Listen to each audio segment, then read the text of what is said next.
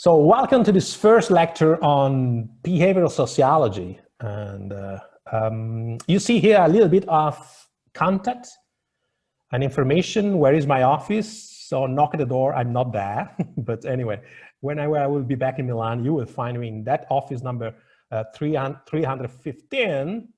And this is my phone number of the office. Try to call me, I will never respond because I'm not there. So in any case, I suggest you to use the email address to communicate with me quite efficiently. I'm just more or less, if not 24 hours online, but in any case, I'm that kind of addicted to smartphone emails, checking, refreshing, addicted. So I will do my best to respond to you quickly whenever you have any problem via emails. So today I would like to introduce you to my class on behavioral sociology and give you a little bit of taste of it, and especially sharing information and details about the content of the course, the structure of the course, and also other means that can make us a little bit communicate more efficiently during the course. So first of all, I would like to inform you about that this kind of course is part of the activity of the Behave Lab laboratory that we are building at the University of Milan, also a real physical infrastructure in which we will perform laboratory experiments on human decision-making and individual behavior and social interaction in general. And I will suggest you to have a look at this kind of website of the Behave. You find the website link, behave.org there. And we have plenty of activities, and we might probably be interested in joining and jumping into some of our activities if you like this kind of research about behavioral sociology and in general experimental research in social sciences and in general. So be active and join us, and there's plenty of things in store in our lab, including seminars and workshops and initiatives. So stay tuned in case you are interested to learn a little bit more about our lab and our activity, not just this gentleman speaking today and in the next lecture. So first of all, I'd like to clarify a little bit, because probably many of you never got any previous exposure to this kind of concept of behavioral sociology. Maybe you have heard something about behavioral economics or behavioral sciences in general. These kind of guys trying to study human behavior and human decisions, but probably never got any kind of exposure or familiarity with this kind of label of the behavioral sociology. So what kind of sociology are we talking about? So this is one of the first things.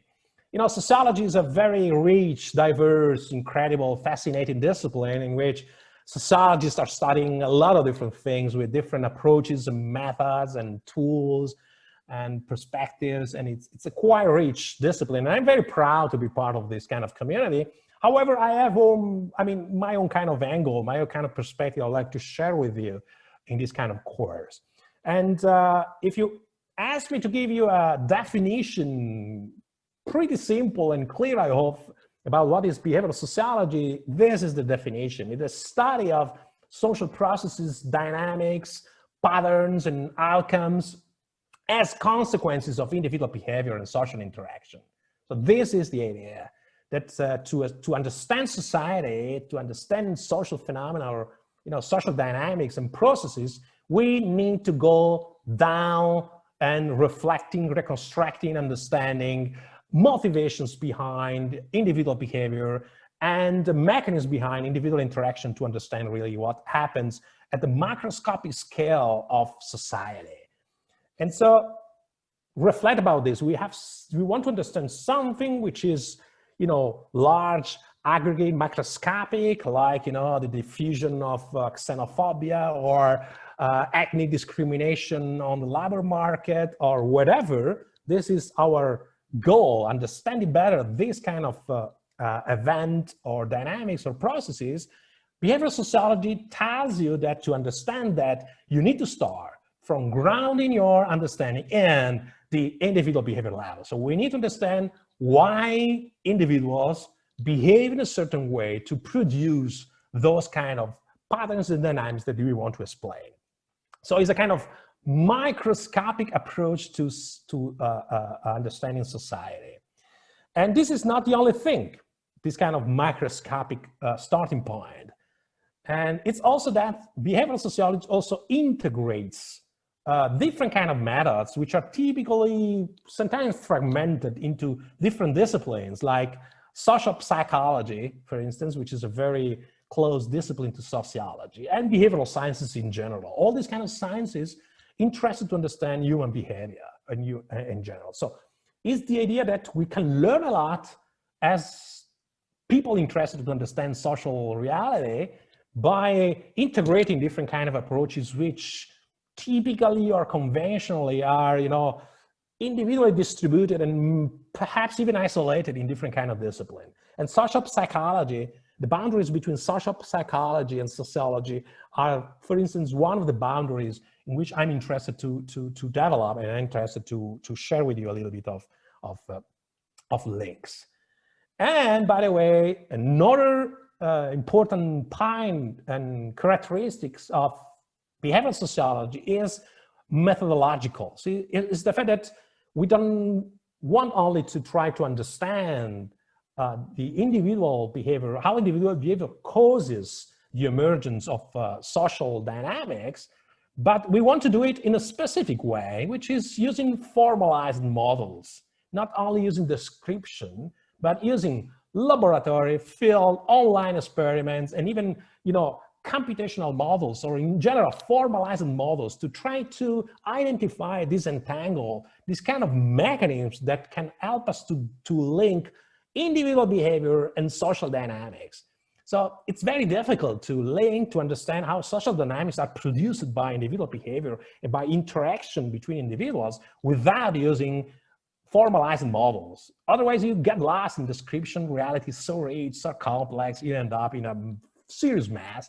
So we want to use formalized models, either experimental or computational, to try to help us try to reconstruct this micro-macro link, which we believe is responsible for the emergence of social dynamics we are interested to understand.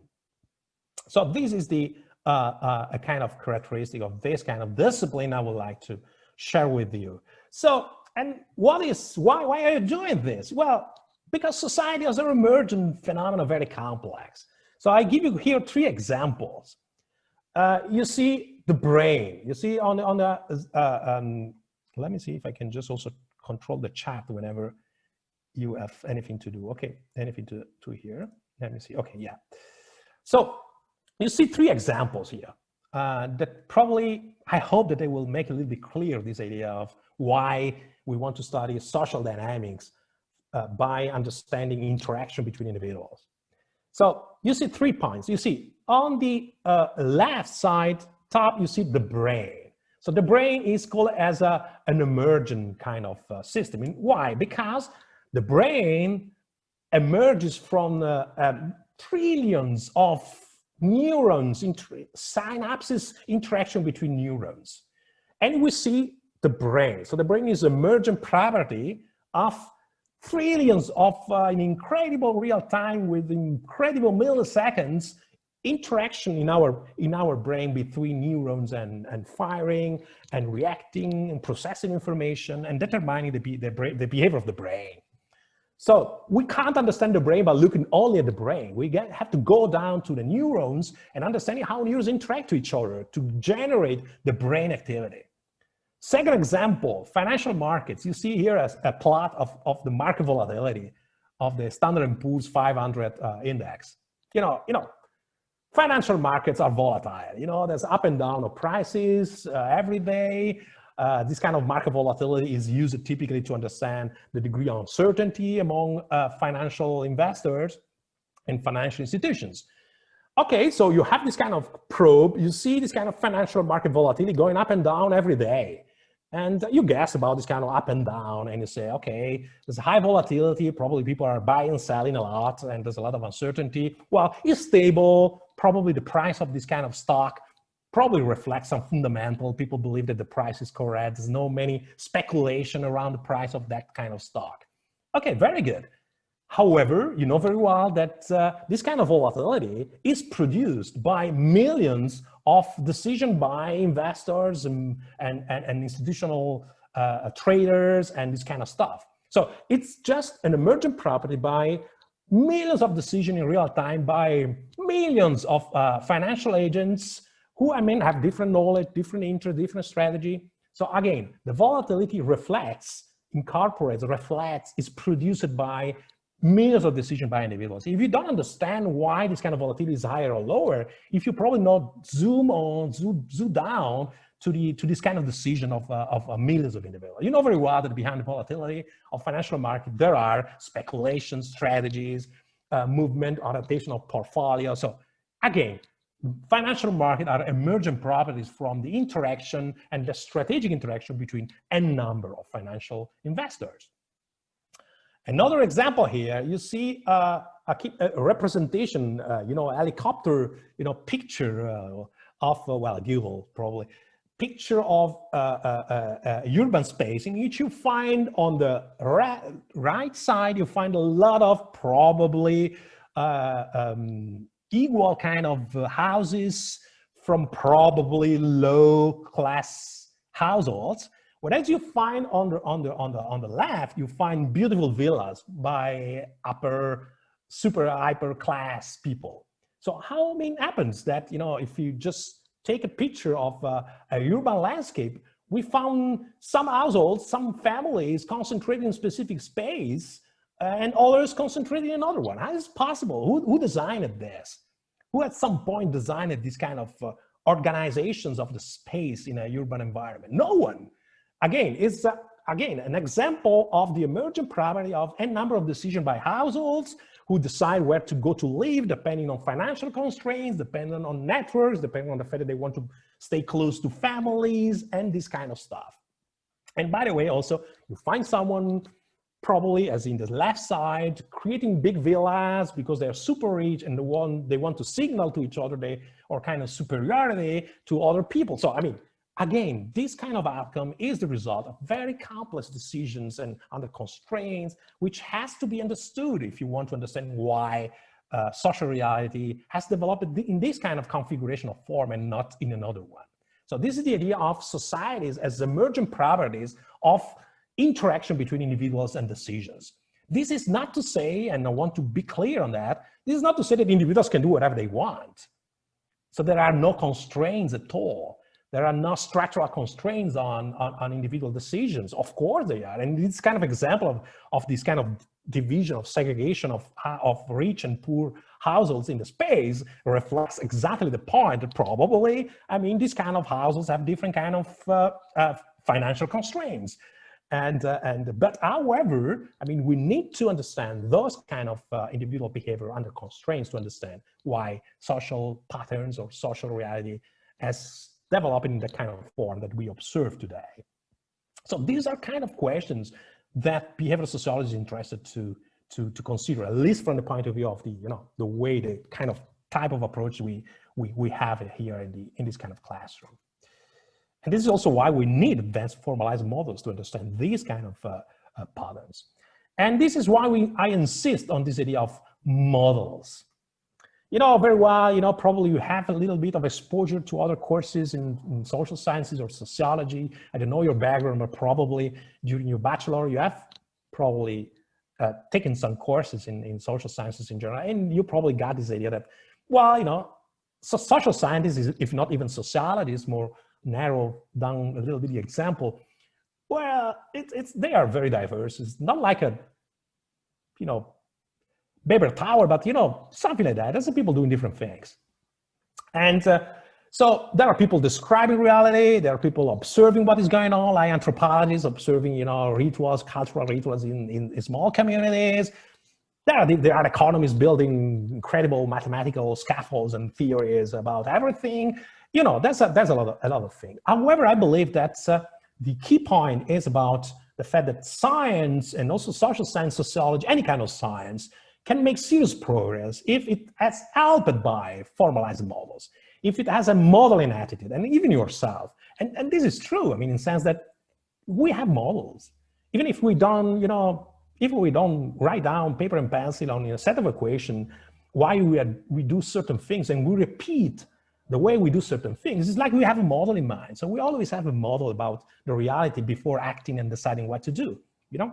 Either implicit or not, our mental capacity, our mental capabilities depends on our capacity of modeling the input and the stimuli and the context in which we are deciding something or we are acting, and infer from this model the correct, appropriate behavior in certain kind of circumstances. So models are not just mathematical stuff, are not just, you know, importing art sciences in sociology kind of thing, but, you know, are, you know, things that people do. We have models. Even when we wake up in the morning and we take a shower, and we always follow, believe probably this is true also for you, we always follow the same kind of steps. So whenever we get a shower in our bathroom, we are like using a model.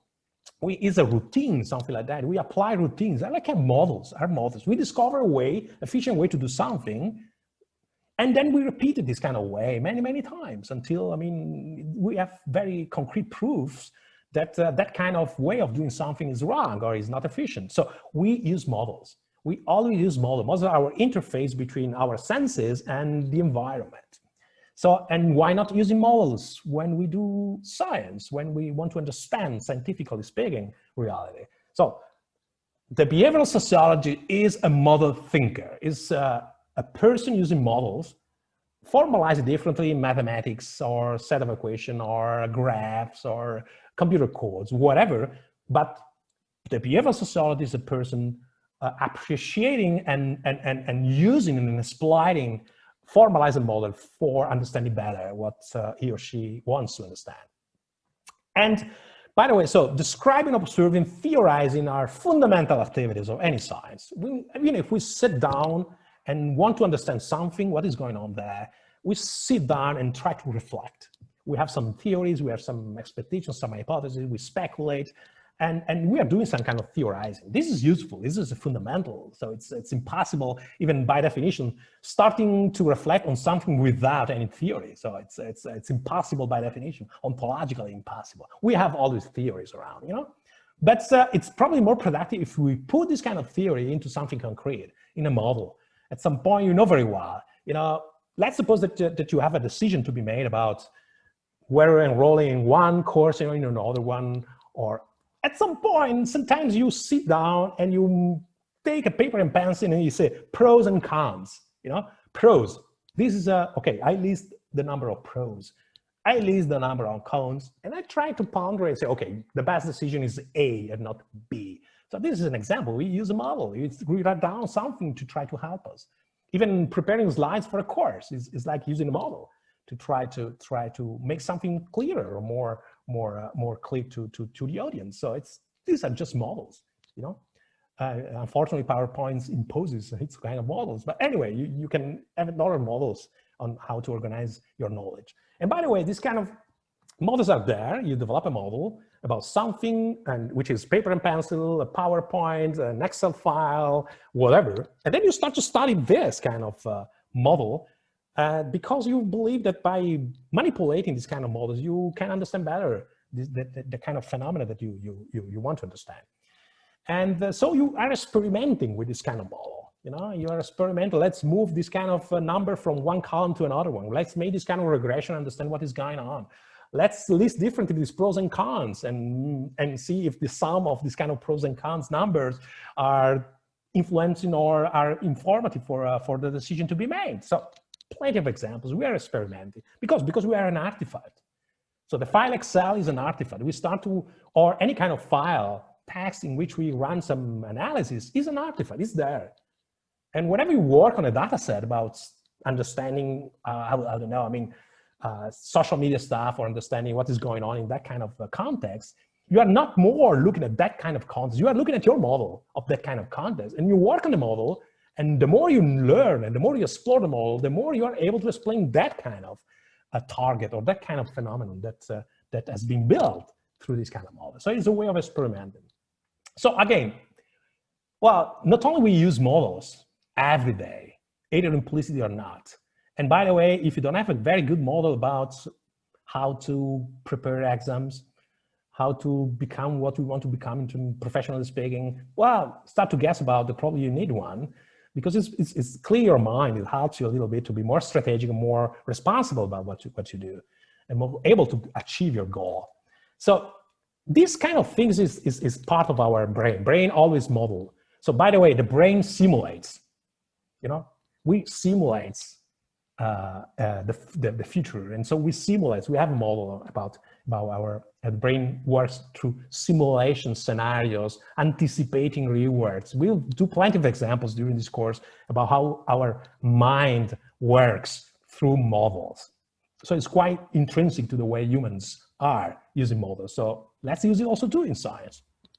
Secondly, we also experiment. So we learn about the reality by experimenting with the reality itself, this is something ordinary. So I call it epistemology of the ordinary knowledge. There's plenty of examples that children learn. Everything you have learned when you were a child has been learned through trial and error, to experiment, by touching object, moving object, doing something, smiling to your mom or smiling to your daddy and see what is the reaction, observing daddy and mommy interacting and try to guess who is in power and who is your enemy or who's your ally. So we always manipulate reality. And by manipulating, we learn about things. Everything in terms of our senses, about our capacity of learning, something about ourselves and the environment is mediated by experimentation. We always experiment, And that's also sometimes is hard for us to get in to do something because we are not able to. But we experiment by trial and error. We know how to do anything. So you think about what you see. If you can at some point summarize what you are able to do, is impossible. So what you can do in general as a human beings, you will realize how much you have learned that thing by experimentation, trial and error, experience. So this kind of trial and error, knowing the reality by manipulating it, is not something that only we do in the lab experiments or only people in physics doing these kind of incredible experiments on bosons, Higgs, and this kind of stuff, but also we do as human beings. We are using this kind of thing. So this idea is that we can learn a lot, not only by describing and observing social reality, but by experimenting with it, by using experimental procedures, which can help us to control, to establish hypotheses about causal relationship between A and B, by controlling also all the C and N number of confounding factors, which can, noise our bias, our kind of established relationship. So this is what a model thinker is doing, and this is what I would like to teach you in this kind of classroom. Models are artifacts for learning and experimentation. It's better to have a model to understand the reality, because you can be confident to learn a lot about the model, and maybe then you can guess if this model reflects something about the reality that you want to understand. However, it's sometimes also difficult to understand the reality by changing the reality. You can experiment with your model. This is quite useful. So just to clarify a little bit the big picture, guys, then I will jump into more specifics into later. So it's something new, yes, and this also explains why you never encountered this label, behavioral sociology, but it's something which has very solid roots. And so I use this back to the future. So now there's plenty of behavioral research around, behavioral labs and online experiments. So the incredible online world has created a lot of opportunity to run online experiments on social media, on Facebook, on Twitter, or on different kind of platforms. It's a fantastic way, and it's very cool. So people are discovering how much you can learn by doing experiments. And also, by the way, companies, you know very well that companies do experiments on us. So Facebook is doing a lot of experiments about its users, and Twitter as well, Facebook more. And so they continue to adapt and change the way we visualize information to try to understand and what is our reaction in order to, increase the time that we spend in those kind of apps. So, we use experiments. Everyone uses experiments because it's a very powerful tool for understanding what people are doing. However, scientifically speaking, we have a tradition And I will try to share with you a little bit of this kind of tradition, not to pay tributes to founding fathers and mothers of a discipline, but just because to tell you that at some point, sociologists have missed this kind of experimental attention, and this has been a crucial mistake. So you find a little bit of books with titles like Experimental Sociology by Ernest Greenwood. You find Experimental Design and Sociological Research, incredible, in the 30s, if I remember well, by Stuart Chapping. You find this kind of George Omens that I will use, this kind of behavioral theory in sociology. So you find behavioral sociology by Burgess and Bushell. So there are examples, especially, by the way, between the 30s and the 70s, in which sociologists were using experimental behavioral research. Then, for a number of reasons that I can also explain if you're interested, for 20, 30 years, I mean, the community took another kind of direction. Now, I mean, they are back, and I'm very happy to have this kind of back to the future kind of dynamics in our community. I hope that you like that kind of thing. And why we don't need that? Because Squazzoni loves behavioral sociology, because someone has decided at some point to put this kind of course into your curriculum, and okay, you got to do it, no way. And this is true, by the way, of course. But why do we need any kind of behavioral sociology at all? Well, what is the advantage of doing it? Why Professor Squazzoni is asking me 60 hours of my time to learn this kind of things? Okay, not only because I like it, which is the most important reason, I'm joking, but why? Because I hope to show you that this produces better sociology, better understanding of social behavior, better understanding of what you probably are interested to understand. I do believe that, we can explain and understand the social dynamics if we understand how individuals have produced that dynamics. And it's very difficult since it's a dead end in my understanding, in my opinion. Try to explain a social dynamic by referring to other social dynamic or very obscure causes. It's like conspiracy theory, it's okay. It's like, this kind of explanation, corporate capitalism is evil. Whenever you explain something by referring to very complex, broad 10 general concept like corporate capitalism, for instance, give an example, just by chance, it's never a very good explanation.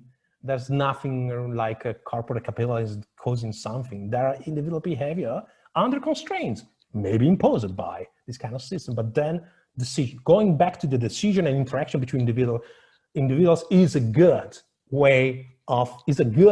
path toward probably understanding what is going on in our society. And it's also a way to discuss something concrete and not just something sophisticated, but probably where you can't really empirically, prove anything. Second reasons why, because societies are complex today. So why today we are obsessed about individual behavior? Because individuals matter more than decades ago. Because our society is a society where there's a profound, deep institutional disorder.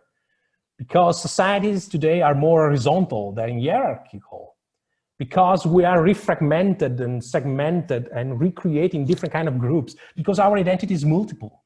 Because we define ourselves in more complex and with more nuances that what our fathers and mothers were doing, 30 years ago or 40 years ago. Society has changed, it's dynamic. You can see it, how much technological change, society, the way we communicate, the way we interact with each other is dramatically changing. And so this creates a little bit of more importance to understand how individuals are doing this, which are the individual's trajectory and strategy for us. And we can't say individuals are equal. So we can't say, divide the population in a society in two classes, as we were doing in the 70s. It's impossible. There are no more this kind of two classes. There are different kind of groups and identities. And so individuals matter more now. And understanding how individuals develop those identities, prefer to interact with someone else and dislike to interact with someone others, define their groups and their reference groups, which is very important for social norms and attitudes, is very important today. So we have to go down, not to stay on the microscopic scale. Otherwise, we just can say, okay, corporate capitalism, technology, innovation, okay, good. So, and it's something that is probably not precise enough for a scientific explanation. Second, third reasons, because by modeling and experimental, we also need to find counterfactuals. Yes, in the sense that reality, our society that we want to understand, paradoxically, is just one of the possible instances that the social reality will have taken. So we need to understand what will have happened if some details will be different.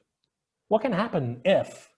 So this is something that probably social scientists and sociologists in general rarely do, which is very powerful, especially if you understand that society is so complex, the equilibria of society, the outcomes are so sensitive to different kind of details. So think about COVID, guys. I mean, this kind of COVID pandemic, you know, just a detail, a virus from one animal to another one in China, generating a cascade which collapsed, which was close to collapse our world society, because we are globally connected, and not globally connected only technologically or by transportation, but we are also globally connected biologically, by evolution. So, I mean, in that kind of things, the things that we see, just one of the possible stories, just one of the possible instances of a very complex social system. So we need also to have a look about counterfactuals. So what can happen if? This is very powerful. And the experiments are incredibly good for and also modeling is very good for reason about counterfactual. Okay, so because finally, other two reasons, quite important, because maybe some of you, not all, probably some of you are a fan of big data, are probably guys who are love to say, okay, we are living in this kind of new society where there's plenty of data. So look at the data, listen to data, and you have your explanation. So this is a very, big data has been an incredible change. There's a lot of opportunities. So this is the best period ever for doing social research, ever. So no way. So it's incredible. It's the things that we are doing now was probably even not barely imaginable just 5-10 years ago. So you are probably lucky to live in a period in which there's plenty of changes, plenty of innovations, plenty of opportunities for understanding better, for doing social research. However, data will never give you the answer. So you can get a lot of data are biased, first of all, and are intrinsically biased by the system that generated those data. And if you don't conscious about that, you jump to conclusions which are completely misplaced. And secondly, data has to be looked at from a theoretical angle. Otherwise, it doesn't make any sense. And so, I mean, behavioral sociology is also a way to take a critical kind of stance to kind of big data and say, okay, I can have plenty of data, but let's look at this data with some hypotheses. Otherwise, you know, you trust data that you are really probably, they're biasing itself, full of bias, and never at that kind of in-depth that you need. And there's a plenty of data that you don't need, and maybe you need data on what you need. So it's better to grow up with the idea that hypothesis and theory makes a difference, okay? Otherwise, you are, in my understanding, humble opinion, by the way, missing a little bit of opportunities and our potential. Your potential is your theory, the knowledge that you have, not the fact that you're writing scripts on R or Python in 5 minutes to, you know, make regressions on big data. So we need to enrich big data with theory, and behavioral sociology is, in my understanding, in my opinion, a way of doing this. And because, lastly, there's plenty of attention about big data, about prediction. So let's predict with the big data what will be the winner between Trump and Biden and whatever we want to predict. Prediction is a very difficult matter, although probably something that is very valuable in itself. And sometimes can lead you to try to find a little bit, or to get to conclusions which are not very well grounded. Whereas understanding and explanation have a more long-term kind of value than prediction in point in time, what happens tomorrow. So again, behavioral sociology is a way to put understanding and explanation at the core of your intellectual exercises, not just a prediction or big data. This is my, it's a way. I mean, this, you know, some of you will probably make a lot of love data science, this kind of stuff, very good, but just complete with a very strong theoretical kind of background. And this is a very powerful combination, a marriage. So what do you expect from me in this kind of course?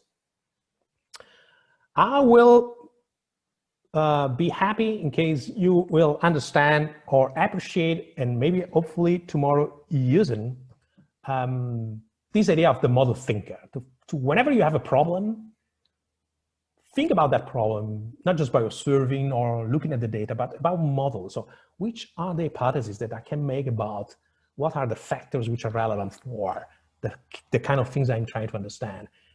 And furthermore, doing this not generally, but by going down to individual level. So how is it possible that individuals behave and interact in a way that generate that kind of phenomenon that I'm trying to understand, the kind of outcome that I'm trying to understand? If you are able to do that, you are on a good track to understand what is going on, really.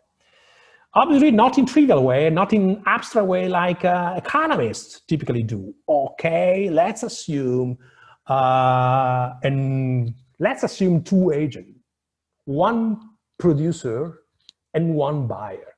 And let's assume that this kind of producer has a function, maximization function of production, which typically, you know, conflates or integrates or includes all the possible production function of all the possible producers in a market. So all producers equal, having the same maximization function, having the same information. So what is this reality? Where is this guy? Buyers and themselves. How can you just assume representative agents like producers and buyers to understand complex markets? This is a dead end. So we need to have models which look at heterogeneous, autonomous, different kind of decision makers, agents, call it whatever you want, individuals or companies, doesn't matter. So we need to open it up, the black box of heterogeneity. So we can't assume that population is stable, is homogeneous. Population is homogeneous, Jesus Christ. Population is made by millions of people, of a country, millions of people with different kind of income, status, so plenty of different kind of things, education. So how can you just assume that population is a static concept, homogeneous concept? How can you assume that producer in market today can be summarized into the single maximization function equation? So we don't want to do that. We want to build models which are more, you know, intelligent or, you know, more richer, more sophisticated in a way that we build that. Second, understanding the power of hypothesis. Whenever you want to understand something or anything that you want to understand, start from hypothesis. So never before, try to understand what are your hypotheses about the causal relation between two factors. And ideally, in behavioral sociology terms, these kind of hypotheses relate to individual behavior, not relate to aggregates or distribution of a macro aggregate variables. No, it relates to individual behavior. I would like to make you familiar with the experimental design. So whenever I have an hypothesis, how much I build a design to test that hypothesis. So if I have to test that hypothesis about the causal relation between A and B, I have to build a design that allows me to be sure that I control confounder and I clean, all this kind of possible noise around, and I establish a very clean causal relationship between A and B. And so counterfactual experimental design is something that probably is very, very important. And I will love to. And this is kind of hypothesis-driven kind of experimental design, in my understanding, has to be completed then with more inductive, data-driven kind of social research. But the more you're able to master those kind of two very big kind of trends, hypothesis-driven, deductive hypothesis-driven kind of experimental design to understand reality, and inductive, data-driven capacity of mapping what happens in reality, the more you're able to mix these two, and the more you are an intelligent person, and you will be paid a lot in your job or whatever you want. Yes, appreciating the importance of explanation. I mean, how much, you know, you have to disentangle to, if this is true, this also has to be true. Counterfactual reasons, unpacking possible mechanism is something that, you know, is part of the inquisitive mind that, in my understanding, any intelligent person has to have, especially well-educators like you have to have. And this inquisitive mind, the capacity of disentangle mechanism and not jump into easy conclusion whenever you see something. So, okay, yes, it's common sense, it's like that. Most of the cases, the default common sense explanation of something is often wrong, because, you know, our mind typically is trained to recognize certain patterns and see even order when noise is dominant. Our mind is not equipped to capture any kind of random concept.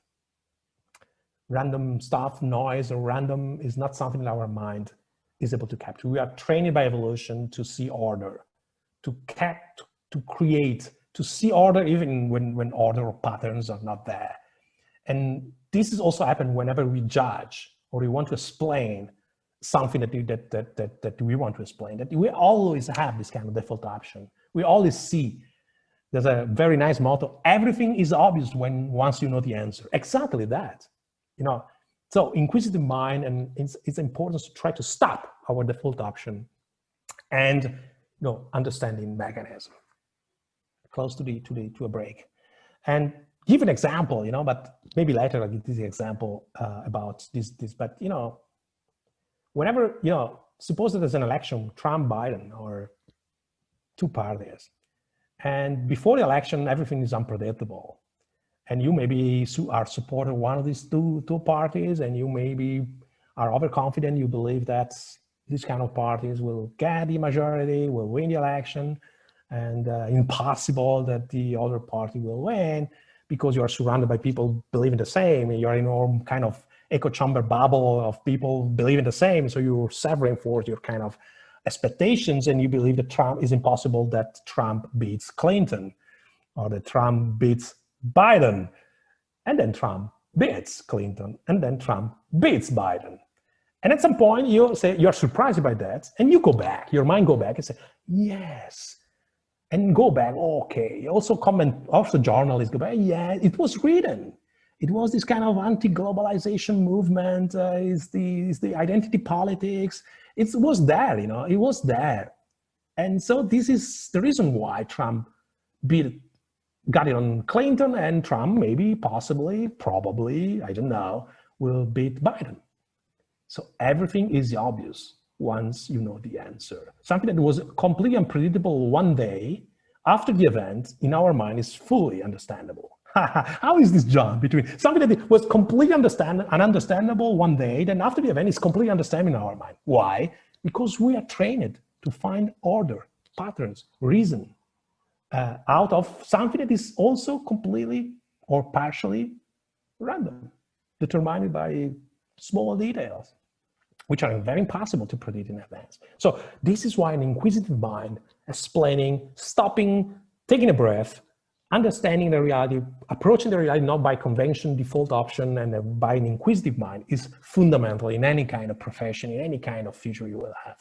I'm just pushing a little bit, but, you know, my passion, my interest. Okay, okay, I do believe that's maybe probably, and finally, I'd like to add a little bit of a point, which is including these two last points in the slide. You know, I would like to, you know, try to convince you that merging, integrating different methods, different approaches, different disciplines is always good. So it's always good. So behavioral sociology is really a mixture of social psychology and behavioral sciences. It's good, it's good. It's good to put together different kind of disciplines, because reality is so complex. Reality does not respect any discipline. Reality is not sociological or economical or psychological. You can't really trace a boundary, what is sociological and what is economical, or what is social and what is economic. It's the reality does not respect these kind of boundaries that we build, you know, for a number of reasons. And at some point, these kind of boundaries, disciplinary boundaries, that we build, that we're trained, obviously, they're very good, needs to be overcome by exercise of disciplinary disrespect. And behavioral sociology is one of such an example. And I'd like to just to give you a little bit of passion about that. We are on the shoulder of giants. So don't worry, there are traditions. It's not just that I'm selling, something, a new product to you. That's a tradition. There's nothing to be discovered. It's always there. It's just a matter of putting it in the right order, refresh a little bit, adapting to the new technologies, the new society, the new possibility, especially, which is true. But that's a tradition, and we are not alone in this kind of example. Okay, I will stop here for, let me see, yes, for, maybe until 10 to 12. Well, 10 to 12, Jesus, 10 to 2. So let's be back at 1:50 for the next step. And if you don't have any question now.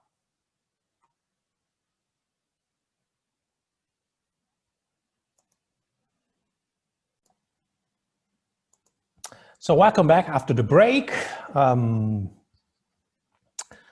So before I have hopefully clarified a little bit what does it mean for behavioral sociology, and I just hopefully share my passion, interest, and enthusiasm regarding this kind of discipline, and I just provide you a little bit of overview about the main advantages or what I expect to offer you in this kind of course. Now let's just give you a little bit of more specific details, and just to don't be impressed, especially from the long written list. I will just, and so this is the structure of what I call it the giant menu. So it's a lot of menu with a lot of things. And unfortunately, you don't have any choice. So it's not a real menu. It's a prefix menu, and there's no way. We are in kind of trattoria. We are not in a 5-star Michelin restaurant, so you can't pick up whatever you want. It's a trattoria, and we already prepared for you, and you have to adapt a little bit. So I divided the content in 12 lectures. Although they are not. You know that we have 30 lectures and not 12, but these are conceptual way to organize. So we have, like say, 12 topics or 12 so we will spend a little bit of time in the first few lectures in discussing about what is behavioral sociology. So getting back to the tradition, so foundational contributions, and defining the program of behavioral sociology, and this idea of integrating social psychology, sociology, and behavioral sciences, which are the typical approaches, and giving you a little bit of framework to navigate. So a little bit of reference point, like a map, a guide for survival. Secondly, we start about from social evolution. So we start about understanding what is social evolution, how much present behavior of individuals can be also partly, in some cases even mostly, explained by evolutionary mechanisms.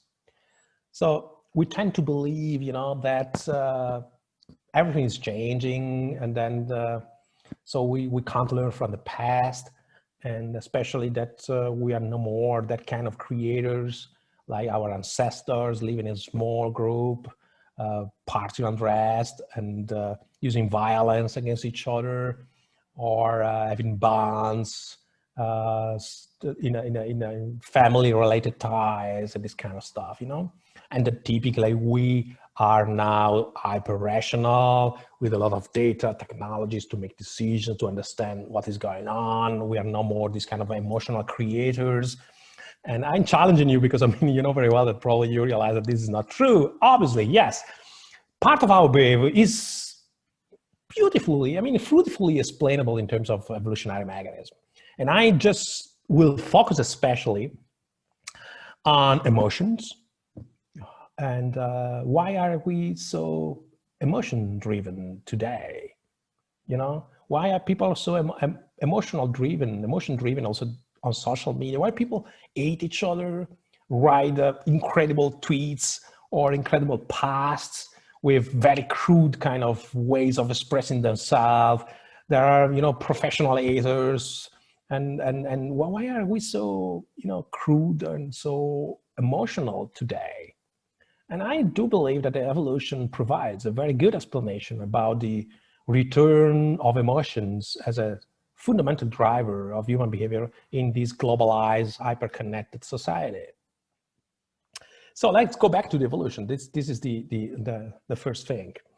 And we will talk about, after the part of social exchange, how much we exchange with each other, not only goods, money, you know, financial thing.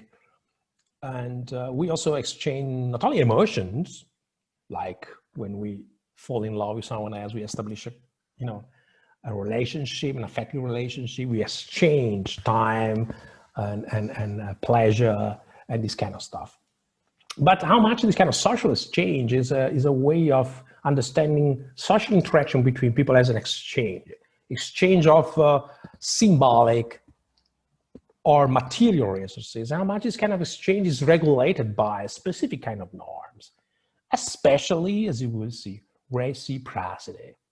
And this social exchange is incorporated as part of fundamental pillar of the next topic will be cooperation and social norms. How we establish social norms in different kind of groups or society, a different kind of level, which help us cooperate with each other.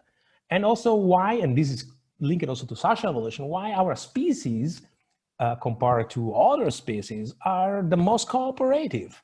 Is the one in which we were able to develop more cooperative scaffolds, rules, institutions, and norms to try to avoid it. We kill each other or we cause each other damage, and we may benefit from this kind of capacity of cooperation and coordination between individuals. And then we will talk about one of the most important levers or instruments to enforce cooperation, which are punishment and rewards.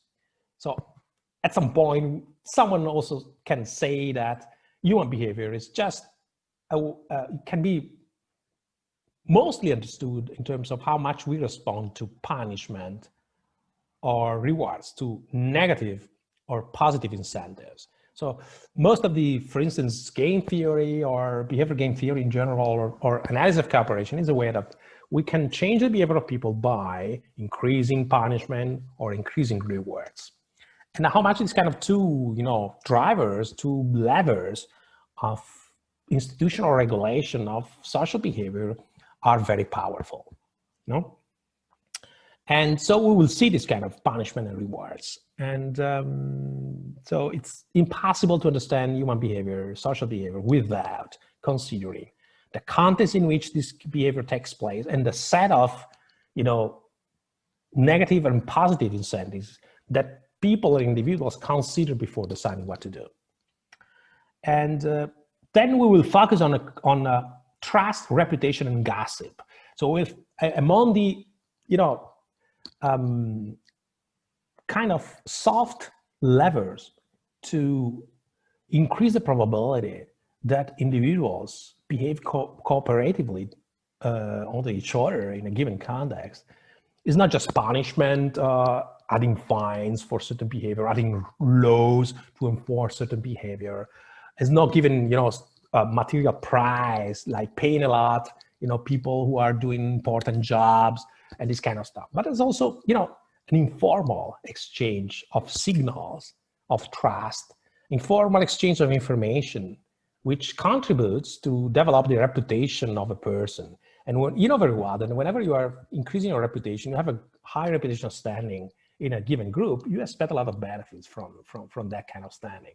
You expect that people are cooperating with you because you have cooperated with others or with themselves before. And a lot of people speak about ourselves around, you know?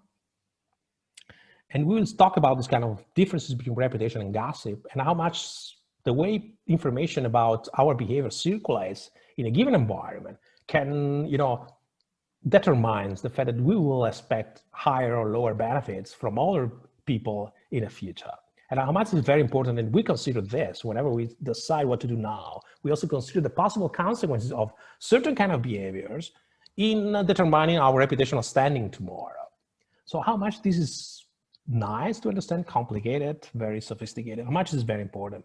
And obviously reputation and gossip now are very under the spotlight, especially, due to social media, to the fact how much companies are sensitive to their reputation, how much company are, strategically manage their reputation online, how much people can punish reputationally by discrediting, the reputation, by destroying the reputation of a company if this kind of company has behaved in a way which did not fulfill the expectations of stakeholders. So this is a very important point that we will focus more analytically to understand the mechanism behind reputation as, an instrument for establishing social order among even large-scale groups, not only small scale. And we will also look about this kind of small scale, large scale. How much the scale of a group, small or large, determines during the evolution the fact that we develop a different kind of norms and institutions to regulate cooperation. What is efficient to develop social order in a small scale could not be efficient to develop cooperation on a large scale. Something that we use like formal institutions, formal enforcement to regulate a whole society could be even backfire if you use those kind of forms of regulation within small groups. So we will see how much social norms and social institutions are very important, depending also, are beneficial, efficient, depending also of the size of the groups they are, expected to regulate. Then we will move to a second very important pillar. So the first one is about behavior. It's about social norms, it's about motivations and social evolution, how much our social evolution imprint itself in our behavior, especially in the emotions and this kind of stuff. Then in the second part, we'll open a little bit more from the individual behavior level to what we call the meso level of the interaction. And so we'll look about social influence. What happens when we are so how much our behavior incorporates social influence pressures? How much is, especially not only in large scale on social media, but also within groups of reference, how much we feel about the pressure about fulfilling the expectations of behavior of others, and how much this is very important for establishing our identity, our respect within the group, and also the benefit that we might probably assume to have or expect to have in the future by, again, a good reputation in the group. So, but how much we are sensitive to the influence of others in different contexts, from small groups, which is very easy to understand due to reputational mechanisms, to large group like a e-market or e-commerce or in the social media. So this will be social influence in a way. We will look at an example and experiments that we run about social influence and cultural consumption, how much whenever we buy cultural goods like books, DVDs, movies, and arts, whenever we are consumer of cultural products, how much we are sensitive to social influence, to what others have already consumed or decided to consume. This is the bestseller thing, how much is kind of social influence and sensitivity that we have when we decide what to consume as in terms of cultural goods, how much this creates conditions for making the world market of cultural goods so unpredictable and unstable. So like, bestsellers, books bestsellers, movies bestsellers, getting, 80% of the world market, and then plenty of other books and other products getting very, few customers, and how much is difficult to predict who will be the next bestseller. And so there's a plenty of experiments that I will show you in a classroom about dealing about this. How much is the social influence process, which even alters individual preferences, especially when consumers have to judge or estimate the quality of goods before consuming them. And quality is difficultly measurable because, the quality of a book depends also from, the taste of a reader and a number of things. And so whenever this kind of quality issue, quality is involved, and quality can't be fully predicted in advance. You can't prove the product before deciding to buy it. And how much this creates, this is the perfect conditions for the fact that sometimes individual preferences and social influence pressure crash each other, and social influence pressure are stronger than individual preference to understand, you know, the distribution of given goods in the market. So this is very, very, very, very important thing. Then we talk about collective behavior, how much, I mean, our behavior changes when we are trying to achieve a collective goal, How much social collective dynamics are, how much is sensitive. We'll make examples about why political revolution or revolts or riots happens exactly in that point and in that kind of circumstance. Again, everything is obvious once you know the answer. Whenever you have political protest or political riot, then to understand, I mean, why, I mean, that specific political riot emerged or occurred in a specific country, okay, people were frustrated, were unsatisfied, they were ambitions to improve their conditions, the people in political powers were doing bad. Yes, everything is obvious once you know the answer. Well, why? I mean, a similar circumstance in which political leaders are bad, are not doing the interest of people, and there's a lot of frustration, and people would like to improve their condition. Why a political riot did not occur? So, I mean, this is the counterfactual stuff that I would like to, and so we will pin down, or we'll just zoom on a little bit of some models, especially looking at the threshold functions of our decision making, which complicates a lot. Sometimes threshold function means that you are doing something, you have two options, you are taking, you are not declaring war to another country for a number of reasons. If there's a conflict, there's a problem, you're not getting filed a request of divorce with your husband or mother or wife for years and years, even if there's plenty of negative events. But at some point, you turn your decision immediately, and so you just declare war to another state, or maybe as a political leader, or you just decide to divorce. So how much there's a path dependency, inertia about our decision. It's a long time of collecting information that could probably make a difference, but it does not. Gone on in the way. Then suddenly we change from one condition to another one, getting divorced or not, declaring a war or not. So every time we have a binary choice, 1-0, declaring war, not declaring war, getting a divorce request or not. So whenever you have this kind of binary decision, and there's always this kind of the preferences are typically this kind of threshold function in which you are insensitive to new information for quite a long time. Then there's a detail, which is impossible to predict. There's a detail that determines your shift from 1 to 0. And typically this shift is hardly unpredictable. And whenever social behavior is determined by individuals following threshold functions, preference functions, this is incredibly rich as a case. It's very difficult to predict. It's unpredictable. These threshold functions make many social situations largely unstable. But it's a kind of puzzle that behavioral sociologists are trying to understand, and we will try and make a little bit of examples about that. Finally, last kind of topic, unintended consequences of social behavior. How much we don't want to generate, to be responsible, or to be part of a social reality. We don't like to live in segregated towns.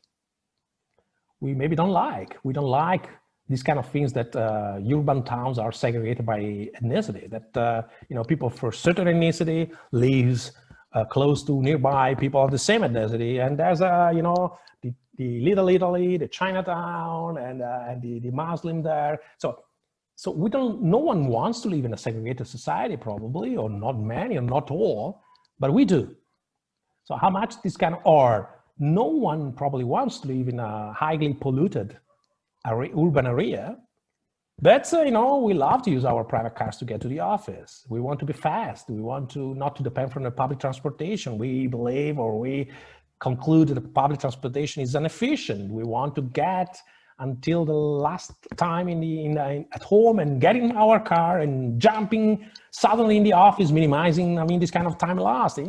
Public transportation is not the best So, but at the same time, we don't want to live in a air polluted town, but we do. So how much our decisions, the aggregation of any number of decisions and interaction between individuals gives rise to suboptimal, even dysfunctional kind of outcomes. And this is typically called unintended consequences of social behavior. Then the last part of the course will be more on how to perform this kind of, how, design experiments, how to perform, how to start from a puzzle and try to develop a model and some experiments to try to, learn better or to solve that kind of puzzle. And this will be the last part of the course. And obviously, food will be served. I mean, the owner of this restaurant is quite, draconian and a little bit tyrannic, and so I will serve this food. No way, you can't change a lot of this. You might probably interact and I'm joking, but whenever you have interest about a certain topic to be deepened or to be explored a little bit more, please raise your hand, write an email. So I'm joking. This is not a fixed menu. Is a way, but there will be two kind of things I will do.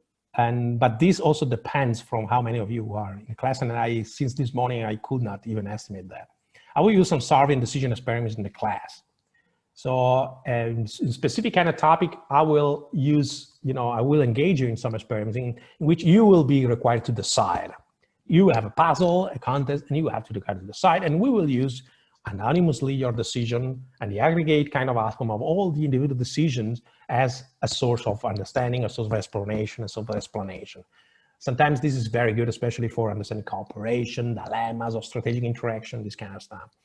Whenever in the part, especially in the last part about this unintended consequences, social interaction and this kind of stuff, we will probably use, last year was quite successful, a kind of group session in which there will be a context, you will have a model to understand and to have some insights to be derived from the models. You will split in different kind of groups and you will have to predict, which are I will pre-establish the most important insights that I expect that you will discover from exploring this model.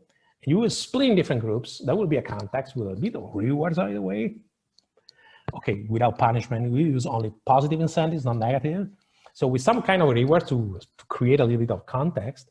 And then you will be judged about the capacity to predict the most important highlights, most important insights by working in groups. So not just individuals, so in groups. I will try to do my best. This also depends from on the size of the classroom, but I will try to engage you in this kind of thing. And sorry, okay, this is, don't be impressed. This is the menu. So this is the content that I will use for those lectures. And this will be delivered on a PDF directly on Ariel for each of this kind of lecture. And for those of you attending the course, this will be something like you have the slides, you have followed the lecture, you go, you read this kind of document and to understand if there's something more that I did not, and that probably interests you. And so you will use especially for prepare the exam. And you don't need to don't expect, I don't expect that you memorize all these kind of documents. And I'm sorry that I can't provide you just a single book. Maybe in a few years, I will be able to write a single book on behavioral sociology. And then in these kind of slides, there will be not many single papers, but there will be just one book with a lot of royalties for the authors, by the way.